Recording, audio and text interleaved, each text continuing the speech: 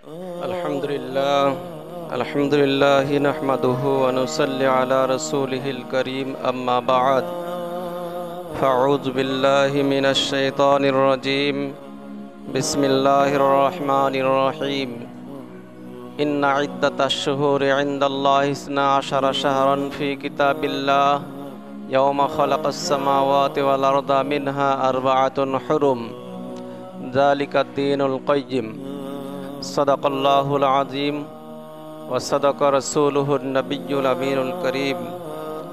সমস্ত প্রশংসা মহান রব্বুল ইজ্জাতের জন্য, যিনি এই বিশ্ব ব্রহ্মাণ্ডের মালিক। সে আল্লাহর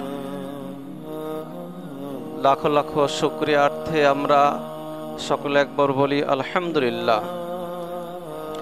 অতঃপর দুরুদ সালাম বর্ষিত হোক শফিউল মুজনাবিন রহমাতুল লিল আলামিন সৈয়দুল মুরসালিন জনাবে নবী মুহাম্মদুর রাসূলুল্লাহ সাল্লাল্লাহু আলাইহি ওয়াসাল্লামের ওপর যথাক্রমে সকলে একবার বলি আল্লাহুম্মা আমিন। ভাই বুজুর্গ, দোস্ত আজিজ,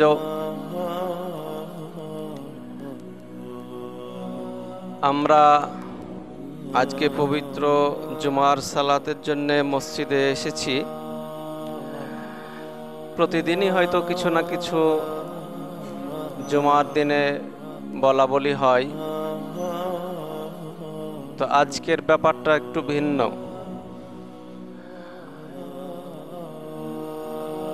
আমরা মুসলিম হিসাবে আমাদের কাছে মুহররম মাস আরবি তারিখ অনুযায়ী বছরের প্রথম মাস। আপনাদের সকলকেই যদি জিজ্ঞাসা করা হয় যে বাংলা মাস 12টি মাসের নাম বলেন, হয়তো 100 জন মানুষে 100 জনই বলতে পারবেন। ইংরেজি যদি বলা হয় তাহলে 101 জন পারবেন, মানে 99ও হয়তো হবে না। তো 101 জন তো হয় না, তাও বললাম কথাটা জোর দেওয়ার ক্ষেত্রে। কিন্তু যদি বলা হয় যে আরবি মাসের নাম, তো আমরা কেউই পারবো না। আরবি মাসের নাম জানা সুন্নত, এটা কোরআনের নির্দেশ। ইন্না ইদ্দাতাশ শুহুরি ইনদাল্লাহি ইসনা আশারা শাহরান ফি কিতাবিল্লাহ ইয়াওমা খালাকাস সামাওয়াতি ওয়াল আরদা মিনহা আরবাআতুন হুরুম যালিকাদ দীনুল কাইয়্যিম। আল্লাহ বলছে, নিশ্চয় পৃথিবী এবং জমিনের মধ্যে আমি 12টি মাস দিয়ে বছর শুরু করেছি। আসমান আর জমিনের মধ্যবর্তী জায়গায় যে সমস্ত প্রাণী বসবাস করে, ফেরেশতা থেকে মানব, মানব থেকে দানব, এদের জন্য আমি নির্বাচিত করেছি 12টি মাস। এর বাইরে আমার কাছে কোনো মাস নাই। আল্লাহর নিকটে এই 12 মাসের বাইরে কোনো মাস নাই। এই 12টি মাসের মধ্যে আল্লাহ বলছেন আরবাআতি হুরুম। এই 12 মাসের মধ্যে আবার 4টি মাসকে আমি নির্বাচিত করেছি। যালিকা দীনুল কাইয়্যিম, দ্বীনের মধ্যে অর্থাৎ ইসলামের মধ্যে এটি গুরুত্বপূর্ণ। আল্লাহ পাক রব্বুল আলামিন বলছেন গুরুত্বপূর্ণ এইরকম যে 12 মাসের মধ্যে 8 মাস, 4 মাস যদি গুরুত্বপূর্ণ হয় তাহলে 8 মাস, এই মাসের কি গুরুত্ব নাই? আসলে এটা বোঝানো হয়নি। আল্লাহ বলেছেন এই 4টি মাসকে আমি এত গুরুত্ব দিয়েছি যে এটাকে আমার মাস বলে ঘোষণা করেছি। তার মধ্যে মুহররমুল হারাম আমার মাস। এই মাসে যুদ্ধ বিগ্রহ নিষিদ্ধ ছিল, ঝগড়া ঝামেলা নিষিদ্ধ ছিল। আরব দেশের মানুষের সংস্কৃতি ছিল যে ওরা গোষ্ঠীদ্বন্দ্বে লিপ্ত থাকত। তা আল্লাহ নবী সাল্লাল্লাহু আলাইহি সাল্লামকে আয়াত নাজিল করে আল্লাহ বললেন যে ওদেরকে বলো মুহররম মাসে যেন এরা গোষ্ঠীদ্বন্দ্বে না জড়িয়ে যায়। এটা অত্যন্ত বরকতের মাস, এটা গুনাহ মাপের মাস। তো এরা গুনাহ মাপের মাসে আরো বেশি গুনাহ করে কেন? এদেরকে নিষেধ করো যে এই মাসে যেন গুনাহ না করে। রমজান মাসে যেমন বলা হয়েছে যে রমজান মাসে সওয়াব বেশি, যে কোনো কাজে নেকি বেশি, গুনাহ করা ভালো লাগে, কথা বললে পাপ হয়, চোখের জেনা হয়, মুখের জেনা হয়, সাবধানতা অবলম্বন করতে বলেছেন। তো আল্লাহ এই মাসের ব্যাপারে ওই কথা বলেছেন যে এই মাসে জানে তারা গোষ্ঠীদ্বন্দ্বে না জড়িয়ে যায়, যুদ্ধ বিগ্রহে না জড়িয়ে যায়। এটি আমার মাস। আর আমার জানা মতে আমি যতটুক সামান্য লেখাপড়া করেছি তার মধ্যে মুহররম মাসের আশুরার ব্যাপারে যত ফজিলত বর্ণনা আছে হাদিসে, আমার জানা মতে আর কোনো দিনের আছে বলে আমার জানা নাই। তা আল্লাহ পাক রব্বুল আলামিন বলছেন এই মাসের মধ্যে এমন একটা দিন আছে যাকে বলা হয় আইয়ামে আশুরা। মুহররম কোনো তারিখের নাম না, মুহররম কোনো তারিখের নাম না, মুহররম মাসের নাম। নির্দিষ্ট কোনো দিনের নাম মুহররম না, এটি একটা মাসের নাম। অতএব রোজার ক্ষেত্রে আমরা এটা ব্যবহার করব আশুরার রোজা, মুহররমের রোজা না। মুহররমের রোজা মানে তাহলে গোটা মাসের রোজা, আসলে ব্যাপারটা তা না। আল্লাহ নবী সাল্লাল্লাহু আলাইহি সাল্লাম বুখারী ও বাইহাকির রওয়ায়াতে বলছেন যে এটি এমন একটি গুরুত্বপূর্ণ মাস যে মাসে রোজা করলে আল্লাহ পাক রব্বুল আলামিন এত সওয়াব দিবেন যে মানুষের পিছনের গুনাহকে মাফ করে দিবেন। কিভাবে? নবীজি সাল্লাল্লাহু আলাইহি সাল্লাম হিজরতের পূর্বে দেখলেন মক্কার মানুষ রোজা করে আশুরার দিনে। কটে রোজা করে? একটা রোজা করে। যখন হিজরত করে মদিনা গেল তো মদিনাতে গিয়ে দেখছেন সেখানকার মানুষ একটা রোজা করে।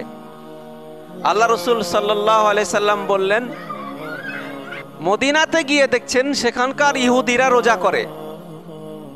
তাদেরকে জিজ্ঞাসা করা হলো তোমরা কিসের জন্য রোজা করো? বলে আমরা মুহররম মাসের 10 তারিখ আশুরার রোজা করি, এটা আমাদের ঈসা নবী করতেন, এটা আমাদের ঈসা পয়গম্বর করতেন। আল্লাহ নবী সাল্লাল্লাহু আলাইহি সাল্লাম বললেন যে এখন ঈসা নবীর শরীয়ত বেঁচে নাই। ঈসা নবীর মর্যাদা আছে কিন্তু ঈসা নবীর শরীয়ত বেঁচে নাই, এখন মুহাম্মদের শরীয়ত। আল্লাহ আমাকে নবী করে পাঠিয়েছে।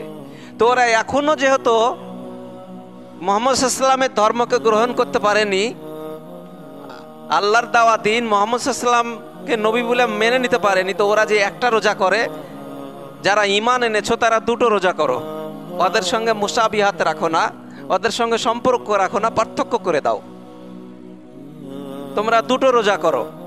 তার মানে বোঝা গেল আশুরার গুরুত্ব অত্যাধিক ছিল, যা আগের নবীদের উপরও এই গুরুত্ব আল্লাহ পাক রব্বুল আলামিন দান করেছিলেন। এবং নূহ আলাইহিস সালাম এই আশুরার দিনে যত নবী পয়গম্বর পৃথিবীতে এসেছেন, হযরত আদম আলাইহিস সালাম থেকে নিয়ে হযরত মুহাম্মদ মুস্তাফা সাল্লাল্লাহু আলাইহি সাল্লাম পর্যন্ত যত নবী এবং রাসূল দুনিয়াতে এসেছেন, যখনই কোনো বিপদে পড়েছেন আল্লাহ পাক রব্বুল আলামিন উদ্ধার করেছেন আশুরার দিনে। হযরত আদম আলাইহিস সালাম যেদিন দোয়া কবুল হয় সেই দিনটা ছিল মুহররম মাসের 10 তারিখ আশুরার দিন। ওনাকে যেদিন জান্নাত থেকে বের করে দেন আল্লাহ, সেই দিনও মুহররম মাসের 10 তারিখ আশুরার দিন ছিল। নূহ আলাইহিস সালামের যে নৌকা প্লাবনে ভেসেছিল, যেই দিন নৌকা পাহাড়ে গিয়ে আটকে ছিল বা বাঁধা হয়েছিল, সেই দিনও ছিল মুহররম মাসের আশুরার দিন। মানে বোঝা গেল নূহ আলাইহিস সালামের নৌকা 1 বছর পানিতে ভেসেছিল। কি বুঝলেন? 1 বছর পানির মধ্যে ছিল। 1 বছর পর ডাঙায় গিয়ে ভিড়েছিল, সেই দিন ছিল আইয়ামে আশুরার দিন। হযরত ইব্রাহিম আলাইহিস সালামকে নমরুদ যেদিন আগুনে ফেলে, সেই দিন ছিল আইয়ামে আশুরার দিন। এইভাবে দেখা গিয়েছে সমস্ত নবী এবং রাসূলগণ যত দোয়া করেছেন আল্লাহ পাক রব্বুল আলামিন আশুরার দিনে কবুল করেছেন। এবং আমাদের নবীজি সাল্লাল্লাহু আলাইহি সাল্লাম যে দোয়া করেছেন কিয়ামতের ব্যাপারে, আল্লাহ পাক রব্বুল আলামিন আমাদের রাসূলকেও বলেছেন আপনার উম্মতের জন্য কিয়ামতের দিন নির্ধারিত করা হবে আশুরার দিন। তাহলে আশুরার দিন কিয়ামত যদি হয় এই উম্মতের জন্য, এটা খুব জরুরি ব্যাপার হয়ে যাচ্ছে আমাদের নিকটে। এই দিন ইবাদত করা, এই দিন রোজা করা। তো ইবাদত বলতে রোজা, এখানে আল্লাহর কাছে সবচেয়ে গুরুত্বপূর্ণ ইবাদত হচ্ছে সিয়াম। আল্লাহকে পাওয়ার সবচেয়ে বড় মাধ্যম হচ্ছে সিয়াম, অর্থাৎ রোজা। ইবাদতের মধ্যে আল্লাহ নামাজ আর রোজা এই দুটো জিনিসকে বেশি পছন্দ করেছেন। তো যেহেতু নামাজটা 5 ওয়াক্তের ইবাদত আর সিয়াম বছরে 1টি মাস করা হয় ফরজ, বাকি অন্যান্য সিয়ামের জন্য আল্লাহ নবী সাল্লাল্লাহু আলাইহি সাল্লাম গুরুত্ব দিয়েছেন। এই জন্যে মাঝে মধ্যেই মানুষ শরীরের জাকাত বের করবে, দেহের পাপ মোচন করবে, শরীরের মধ্যে পরিবর্তন আনবে, রক্তের মধ্যে পরিবর্তন আনবে, খাদ্য খাবারের মধ্যে পরিবর্তন আনবে। যে সমস্ত পাপগুলা হয়েছে সেগুলো দেহ থেকে বেরিয়ে যাবে। এই হচ্ছে আশুরার গুরুত্ব, যার ফলে আমাদেরকে আশুরার যে 10ম তারিখ, এটাকে খেয়াল রেখে নবম এবং 10ম তারিখ রোজা রাখা, এটা সুন্নত। কি বললাম? আশুরার যে রোজা এটা সুন্নত। আমরা 9 তারিখ ও 10 তারিখ রোজা রাখবো। আজকে 5 তারিখ, মুহররম মাসের আজকে 5 তারিখ, সম্ভবত মঙ্গলবার বুধবার 9 আর 10। 9-10 তারিখ মঙ্গলবার বুধবার 2টো রোজা করব, একটা রোজা করব না। এখানে নিষেধ আছে একটা রোজা করা, অন্যান্য ক্ষেত্রে একটা রোজা জায়েজ আছে। এখন বিষয়টা হলো যে আমাদের কাছে মুহররমের মাস আশুরার দিন রোজা, এই জিনিসটা গৌণ হয়েছে। আর মুখ্য হয়েছে আমাদের কাছে তাজিয়া, পিঠ বাড়ানো, বুক বাড়ানো, খিচড়ি খাওয়া, নানান ভাবে একটা উৎসবে পরিণত করা দিনটাকে। আসলে কি এটা উৎসব? যদি ভালোভাবে দেখা যায় তাহলে কি এটা উৎসব? মুহররম কি উৎসবের দিন না দোয়া কবুলের দিন? এবং এই মুহররম মাসের আশুরার দিন 10 তারিখকে সবচাইতে যে মর্মান্তিক ঘটনা ঘটে আশুরার গুরুত্বটা আরো বাড়িয়ে দেওয়া হয়েছে, সেটা তো আরো মর্মান্তিক, সেটা তো আরো মর্মান্তিক, আরো কঠিন, উম্মতের জন্য আরো বেদনাদায়ক, আরো অসহ্যকর। আল্লাহ রসুল সাল্লাল্লাহু আলাইহি সাল্লামের দৌহিত্র অর্থাৎ নাতি হযরত হুসাইন রাদিয়াল্লাহু তাআলা আনহুকে এই দিনে হত্যা করা হয়েছিল। তো যদি উৎসব হয় এটা, তাহলে উৎসবটা কিসের? হত্যার নাকি কিসের? আমরা যদি হুসাইনের পক্ষে হই তাহলে তো উৎসব হতে পারে না, তাহলে তো আনন্দ হতে পারে না। একদিকে আদম আলাইহিস সালাম থেকে দোয়া কবুলের ফিরিস্তি আল্লাহ পাক রব্বুল আলামিন হযরত মুহাম্মদ সাল্লাল্লাহু আলাইহি ওয়াসাল্লাম পর্যন্ত পৌঁছে দিয়েছেন। প্রত্যেকটা নবী এবং রাসূলের ব্যাপারে আল্লাহ পাক রব্বুল আলামিনের নবী বর্ণনা করেছেন, তিনারা যখনই কোনো বিপদে পড়েছেন আশুরার দিনে আল্লাহ দোয়া কবুল করেছে। ইব্রাহিম আলাইহিস সালামের দোয়া কবুল করেছে, নূহ আলাইহিস সালামের দোয়া কবুল করেছে, আদম আলাইহিস সালামের দোয়া কবুল করেছে, আমাদের নবী হযরত মুহাম্মদ সাল্লাল্লাহু আলাইহি ওয়াসাল্লামের দোয়া কবুল করেছে। অতএব উম্মতের দোয়া কবুল হওয়ার সম্ভাবনা এখানে প্রবল। এইটা যদি আমরা খাওয়া দাওয়া আর উৎসবের মধ্যে দিয়ে আমরা লালন পালন করার চেষ্টা করি, তাহলে আমরা কি হলাম? এই দিন তো হযরত হুসাইন রাদিয়াল্লাহু তাআলা আনহুর পানি বন্ধ করে দেওয়া হয়েছিল। তার 70-72 জন তার সঙ্গে সঙ্গী ছিল, তাদেরকে নদীর পানি পর্যন্ত পান করতে দেওয়া হয়নি। 4000 সৈন্য দিয়ে ব্যারিকেড করে তাদেরকে বন্দী করা হয়েছিল। লম্বা ইতিহাস, বলতে গেলে 4 জুম্মা তো হবে না। হযরত হুসাইন রাদিয়াল্লাহু তাআলা আনহু 3টি প্রস্তাব দিয়েছিলেন। আমি খুব ইম্পর্টেন্ট 2-4টা কথা বলবো, যে আমাকে তোমরা এইভাবে পানিটাও, আমাদের খাদ্য খাবার তো তোমরা কেড়ে নিচ্ছ, গনিমতের মাল মনে করছো, তা আমাদেরকে পানিটাও পান করতে দিবে না। পানিটাও পান করতে দেওয়া হয়নি। আপনি কি করে এই দিনে উৎসব করেন?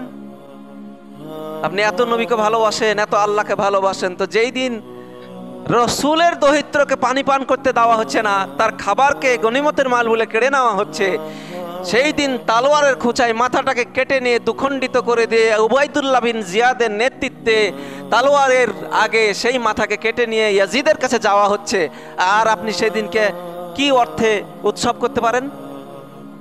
আপনার চোখে পানি নাই? আপনার দিল কাঁদে না? আপনি সিয়াম পালন করে আল্লাহর কাছে কাঁদবেন না তো কি করে কাঁদবেন? খিচুড়ি রান্না করে? ভাই বুজুর্গ, দোস্ত, আজিজ, খুব সাবধান, খুব সাবধান। যেখানে খাবার আছে সেখানে মুসলমান আছে, আর যেখানে খাবার নাই সেখানে মুসলমান নাই, আর খাবারের নাম দিয়ে ইবাদত করা হচ্ছে। থানভী রহমতুল্লাহ আলাইকে প্রশ্ন করা হয়েছে যে এক মুরিদ বলছে যে হুজুর আসেন আপনার সাথে খাওয়াতে পাল্লা। তো থানভী রহমতুল্লাহ আলাই বলছেন আলহামদুলিল্লাহ, ঠিক আছে, কখন হবে? বলে আজকেই, কালকে থেকে না খাওয়াতে পাল্লা। আমার কথাটা কিছু বুঝলেন? খাওয়াতে তুমি পাল্লা দিছো আর না খেয়ে আল্লাহর ইবাদত করবা, এটা তো তোমার সাথে আমার পাল্লা থাকলো, প্রতিযোগিতা থাকলো। খাওয়ার সাথে ইবাদতের সম্পর্ক কি? খাওয়ার মধ্যে কামিয়াবি নাই, না খাওয়ার মধ্যে কামিয়াবি আছে।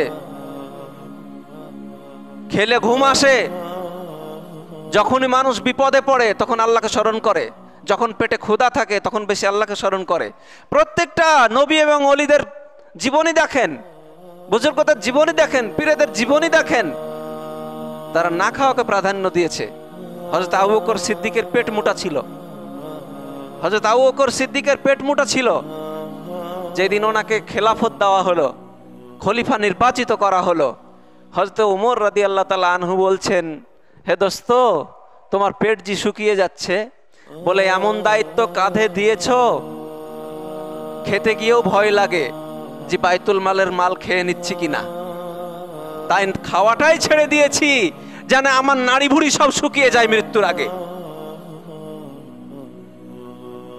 হে মুসলমান, আর যেখানে খাওয়া সেখানে আমরা একটু দেখি না আল্লাহকে না খেয়ে বেশি পাই কিনা, একটু ত্যাগের মধ্যে আমরা চেষ্টা করি না কি আল্লাহকে কিভাবে নিকটবর্তী আল্লাহর হওয়া যায় কিনা।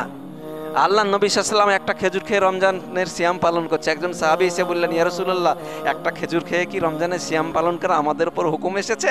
কোরআনের আয়াত নাজিল হয়েছে? নবীজি বললেন, এটা আমার জন্য, আমি না খেয়ে থাকলে আল্লাহকে বেশি নিকটে পাই।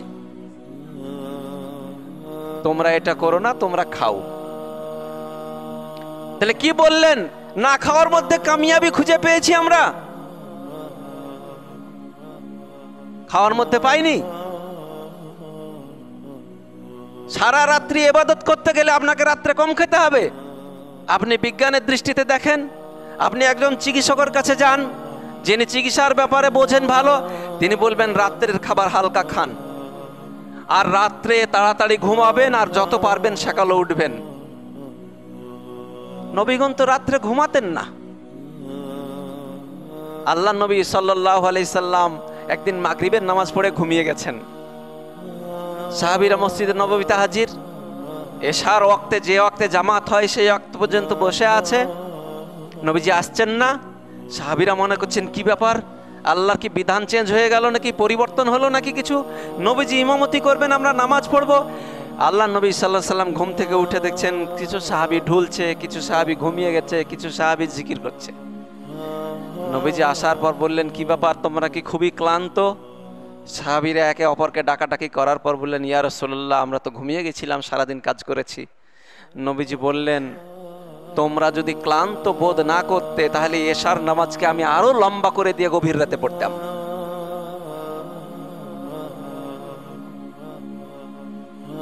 এশার নামাজকে আরো কি করতাম? লম্বা করে দিয়ে গভীর রাত্রে পড়তাম, যাতে আল্লাহর নৈকট্য লাভ করা যায়।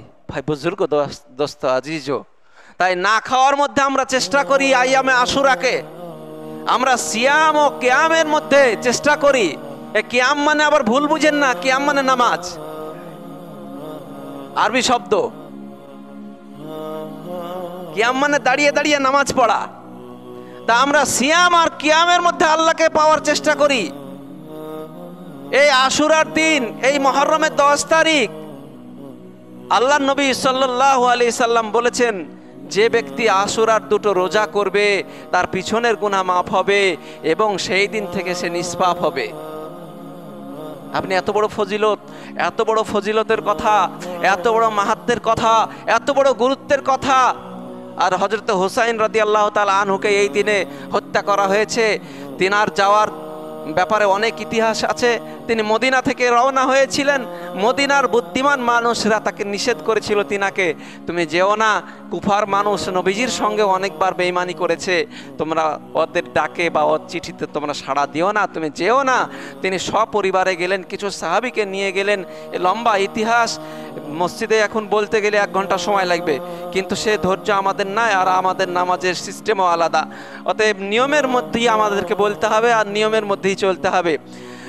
তো হযরতে হুসাইন রাদিয়াল্লাহু তাআলা আনহু যখন পৌঁছালেন ফুরাত নদীর পাশে, তখন কুফার গভর্নর ছিল উবাইদুল্লাহ বিন জিয়াদ।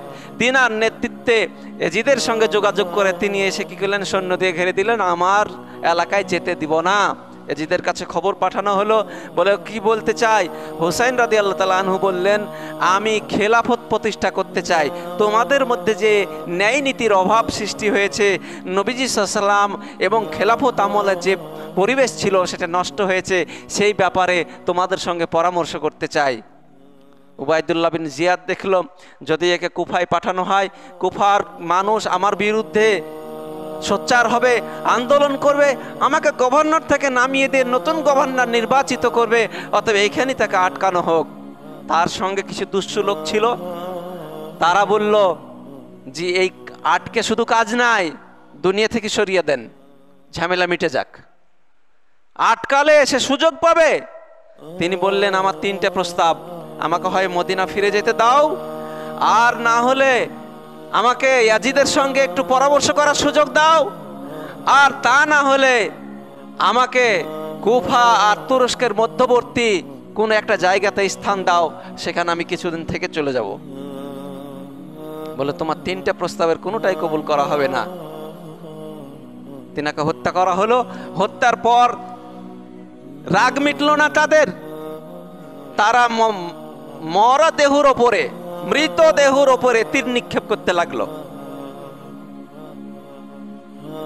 তাদের মহিলাদের ছিল যারা, তাদেরকে কাউকে মারলো, কাউকে বন্দি করলো, এইভাবে আস্তে আস্তে 70 জনকে মারলো। কোন কোন রওয়ায়াতে আছে 86 জনকে মেরেছে, কোন রওয়ায়াতে আছে 78 জনকে মেরেছে, কোন রওয়ায়াতে আছে 72 জনকে মেরেছে। ভাই বুজুর্গ, দোস্ত, আজিজো, এতগুলা মানুষ। হযরতে আব্বাস রাদিয়াল্লাহু তাআলা আনহুর বংশধর ছিলেন, নবীজির বংশধর, তার চাচা গোত্রের বংশধরের যারা ছিল তাদেরকেও মেরে দিলেন। হুসাইনের সঙ্গপঙ্গ, তার রক্তের যা ছিল সবগুলাকে মেরে দিলেন। ভাই বুজুর্গ, দোস্ত, আজিজো, তাই আমরা এই আশুরার দিনে চেষ্টা করব নামাজ এবং রোজা বা দান সাদকা খায়রাতের মাধ্যমে এই দিন যাপন করা, আর আল্লাহর কাছে গিড়গিড়িয়া কাঁদা, নিজের গুনাহকে মাফ করে নেওয়া, অন্যের গুনার জন্যে কাঁদা, প্রতিবেশীর জন্যে কাঁদা, উম্মতের জন্যে কাঁদা। সারা দুনিয়ায় মুসলমানরা নির্যাতিত, ফিলিস্তিনের মুসলমানরা নির্যাতিত। ওগো আল্লাহ, তুমি যুগ যুগ ধরে নবীদেরকে পরিত্রাণ দিয়েছ, মুসলমানদের কেবলা, প্রথম কেবলা তুমি ফিলিস্তিনকে মুক্ত করে দাও। এই দোয়া করবেন, এই আশা আকাঙ্ক্ষা রেখে সংক্ষিপ্ত বক্তব্য শেষ করছি। ওয়া আখিরি দাওয়া আনিল হামদুলিল্লাহি রাব্বিল আলামিন। আসসালামু আলাইকুম ওয়া রাহমাতুল্লাহি ওয়া বারাকাতুহু।